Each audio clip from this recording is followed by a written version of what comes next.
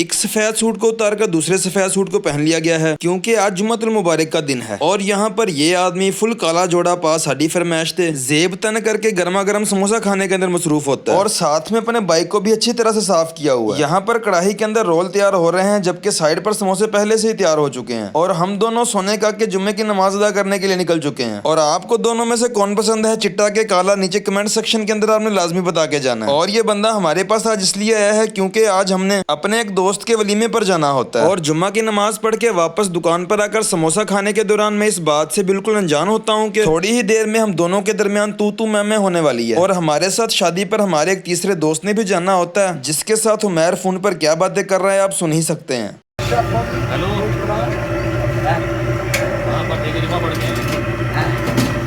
40 minute تک آ رہے ہیں 40 منٹ تک آ رہے ہیں۔